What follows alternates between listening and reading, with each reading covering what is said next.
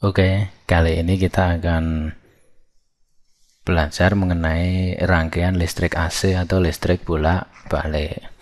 Nah, yang perlu kita pahami pertama kali untuk belajar rangkaian listrik bolak-balik itu adalah bahwasanya rangkaian listrik AC atau bolak-balik itu adalah berlaku seperti fungsi gelombang. Nah, ini sebagai contoh, ini adalah fungsi gelombang. Sehingga dia itu ada nilai maksimum di puncaknya atau nilai minimum. Tapi bisa juga dia itu maksimum tapi negatif. Nah, kan gitu. Atau kalau kita andaikan, dia itu bisa ke kanan, bisa juga ke kiri, atau ke atas atau ke bawah. Nah, karena di sini ada nilai maksimum, maka rangkaian listrik bolak-balik, jika ini ada fungsi tegangan, maka bisa kita dapatkan tegangan maksimum.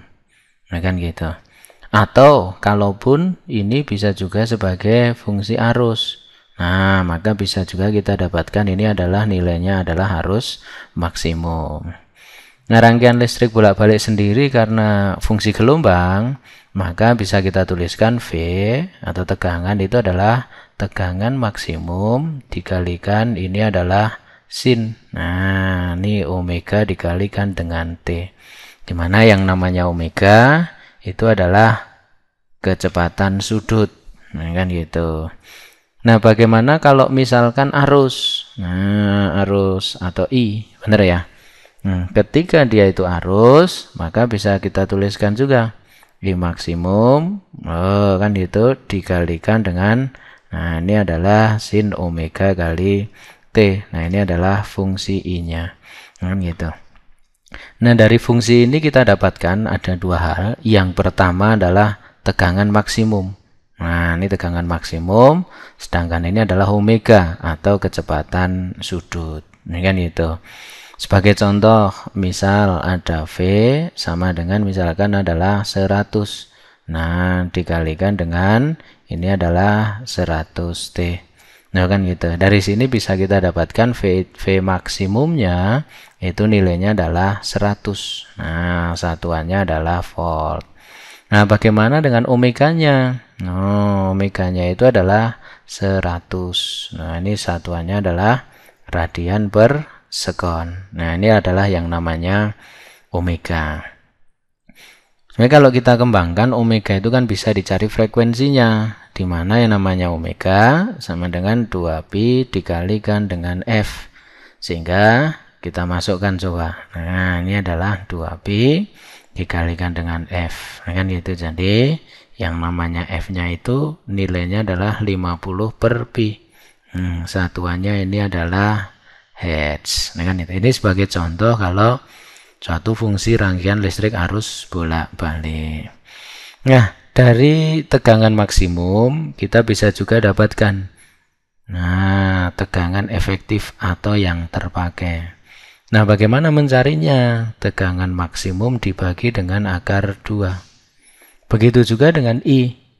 Maka nanti arus efektif atau yang terpakai itu adalah arus maksimum dibagi dengan akar 2. Nah, kan gitu. Nah, inilah fungsinya yang namanya rangkaian listrik bolak-balik. Intinya adalah dasarnya seperti ini. Nah, sehingga dia kan nilainya bisa positif, bisa juga negatif. Sebagai contoh, antara sin 0 sampai 90 itu kan nilainya positif. Kan gitu. Nah, 90 sampai 180 juga positif. Kan itu. Nah, kalau misalkan dari 180 sampai dengan 270, maka nilainya ini adalah negatif. Nah, contoh kembali ke soal lagi. Nah, kembali ke contoh soal lagi. Bagaimana ketika kita sudah mendapatkan misal tegangan maksimumnya 100 volt. Nah, maka tegangan efektifnya itu nilainya adalah maksimum 100 dibagi dengan akar 2. Nah, satuannya adalah volt. Nah, itulah contoh rangkaian listrik arus bolak-balik. Atau misalkan seperti ini misalkan. Nah, ada contoh soal lagi. Misal kita punya soal V sama dengan ini adalah 100 akar 2. Nah, dikalikan ini misalkan 125 T. Nah kan gitu. Dari informasi ini kita dapatkan bahwasanya tegangan maksimumnya nilainya adalah 100/2. Bagaimana mencari tegangan efektif? Nah kan gitu. Mudah sekali. Tadi tinggal maksimum dibagi akar 2 atau 100/2 dibagi dengan akar 2, sehingga ini kan bisa dicoret, maka tegangan efektifnya ketemunya nilainya adalah 100 volt. Tuh kalau omeganya kan bisa kita dapatkan kecepatan sudut atau frekuensi sudut nilainya 125, satuannya adalah hertz. Itulah dasar yang pertama dari rangkaian listrik bolak-balik. Oke, ini untuk yang kedua di dalam rangkaian listrik AC itu adalah ketika kita menemukan sebuah rangkaian lengkap, ada resistor, ada induktor, ada kapasitor. Nah, cara mudah memahaminya, mungkin kalau dengan rumus kan biasanya sangat panjang. Yang namanya rangkaian resistor, induktor, dan kapasitor, maka lebih enaknya jika kita memahaminya dengan menggunakan diagram fasor. Atau diagram fase, tapi menggambarnya dalam bentuk vektor. Kan gitu. Nah, bagaimana diagram fasor? Nah, sebagai contoh ini. Nah, diagram fasor itu adalah ini contohnya gambar vektor, misalkan ini adalah sumbu Y, ada satu lagi yang di sini adalah sumbu X. Nah, kan itulah yang namanya diagram fasor. Nah, kita lihat sekarang. Nah, ini misalkan arahnya ke atas, ini adalah ke bawah, ini adalah ke kanan. Nah, untuk diagram fasor, cara mudah memahaminya, nilai hambatan, nilai hambatan itu arahnya selalu ke kanan, atau R. Sedangkan induktor, nilai hambatannya atau reaktansinya itu arahnya ke atas atau bisa dinamakan dengan XL. Nah, sedangkan untuk kapasitor, nilai hambatan dari kapasitor atau reaktansi kapasitor itu arahnya ke bawah atau dinamakan dengan XC. Di mana yang namanya XL itu adalah omega dikalikan dengan L. Sedangkan XC itu adalah 1/omega dikalikan dengan C. Itulah yang namanya diagram fasor. Ingat, ini XL, yang di sini R, nah yang di sini adalah XC. Nah, bagaimana untuk mencari nilai hambatan total dari ketiganya? Nah, kan itu. Nilai hambatan total, karena XL itu kan satuannya sudah ohm, nah sedangkan R sendiri satuannya juga ohm. Nah, kalau XC satuannya juga ohm, nah, kan itu. Karena semuanya sudah ohm satuannya, kan itu, maka kita bisa cari nilai hambatan total atau biasanya dikatakan impedansi. Kita lihat sekarang sebelum memahami impedansi. XL dengan XC arahnya kan berlawanan. Sehingga fungsi XL dengan XC pastinya akan dikurangi. Nah, betul sekali dikurangi. XL dikurangi XC. Misal, nah ini misal. Misalkan kalau kita punya nilai XL itu lebih dari XC. Nah, kan gitu. Maka sisa gambarnya kan akan ke atas.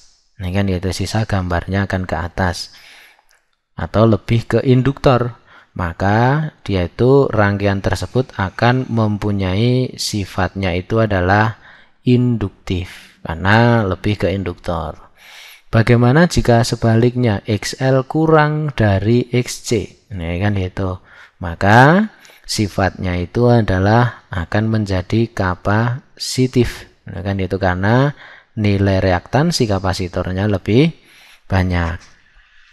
Nah, kalau yang ketiga misalkan, bagaimana jika XL itu nilainya sama dengan XC? Ini kan ya. Maka dia akan mempunyai sifat resistif.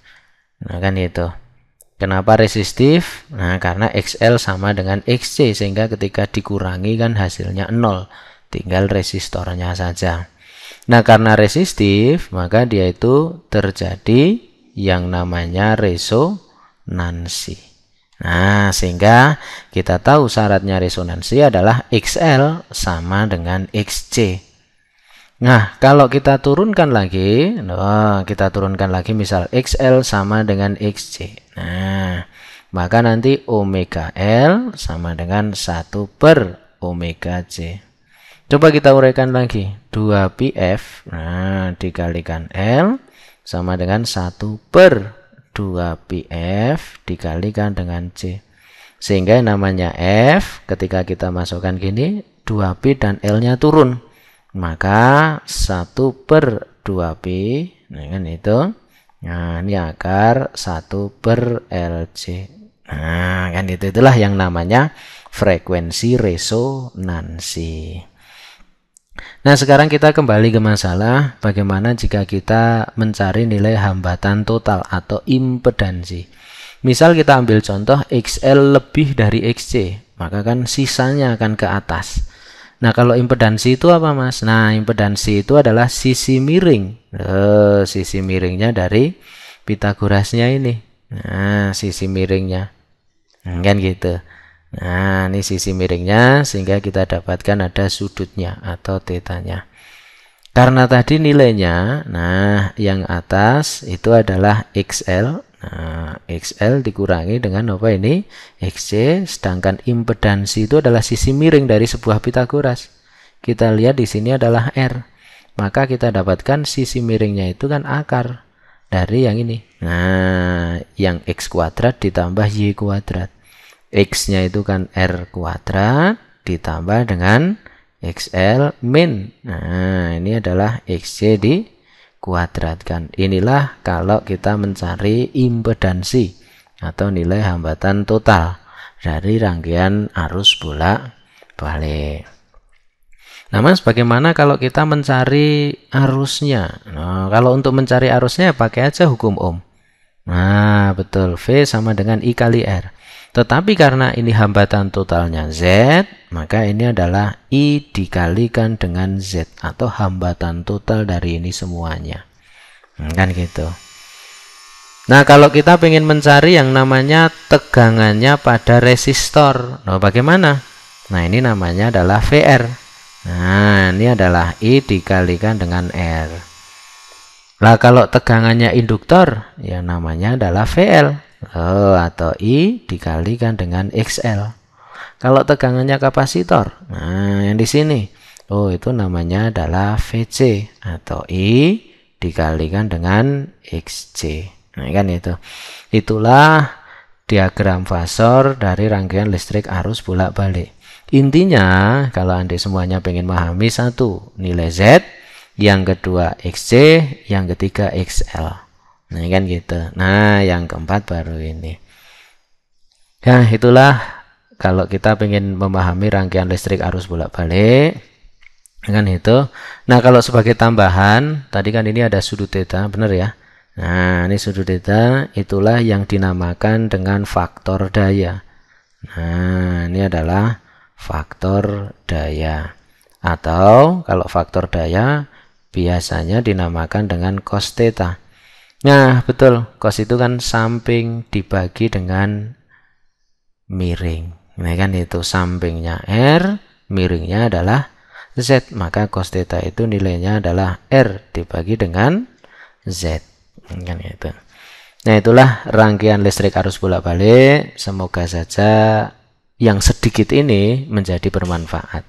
Nah, mohon maaf, memang belum semuanya, karena ini sifatnya hanya sementara. Semoga dapat membantu untuk ujian nasional adik-adik semuanya besok. Oke, kali ini kita akan mencoba sebuah rangkaian listrik arus bolak-balik. Soalnya adalah seperti ini. Diketahui resistor nilainya adalah 60. Reaktansi induktor, 120. Sedangkan reaktansi kapasitor itu adalah 40 ohm. Tegangan maksimumnya adalah 200. Besar kuat arus maksimum. Oke. Nah, yang dicari hanya arus I. Nah, betul. I sama dengan V dibagi Z. Nah, atau nilai hambatan total dari rangkaian listrik arus bolak-balik. Kita lihat, nah kita masukkan V-nya nilainya adalah berapa? Betul, 200 dibagi dengan Z. Nah, bagaimana mencari Z? Bisa kita menggunakan rumus, bisa kita menggunakan gambar. Nah, bagaimana kita menggunakan gambar sebagai contoh? Nah, ini gambarnya misalkan ini adalah sumbu Y atau diagram Fasor, sedangkan ini adalah sumbu X. Nah, seperti yang kami tuliskan, nah kita tuliskan tadi di atas, ada ke atas, ada ke kanan, ada ke bawah. Nah, ke kanan, loh, itu betul nilai hambatannya adalah 60 ohm. Yang ke atas reaktansi induktor 120. Nah, kalau yang ke bawah reaktansi kapasitor nilainya adalah 40. Kita lihat sekarang. Nah, kita lihat sekarang. Nah, XC-nya 40, XL-nya 120. Ingat, ini dengan ini adalah berlawanan. Nah, karena berlawanan nilainya dikurangi. Coba kalau dikurangi. Nah, 120 dikurangi dengan 40. Betul. Hasilnya adalah 80. Nah, sehingga ini XL dikurangi XC, nilainya adalah 80. Kenapa kok ke atas? Karena reaktansi induktornya lebih besar. Kita lihat sekarang. Ini 80, ini 60. Maka sisi miring dari Pythagoras. 80, 60. Saya yakin adik semuanya paham. Nah, Z-nya itu nilainya adalah 100. Nah, kan gitu. Nah, sehingga ini adalah 100. Maka 200 dibagi 100. Hasilnya adalah 2 ampere. Nah, maka jawabannya adalah B. Inilah contoh rangkaian listrik arus bolak-balik. Contoh soal yang sangat mudah.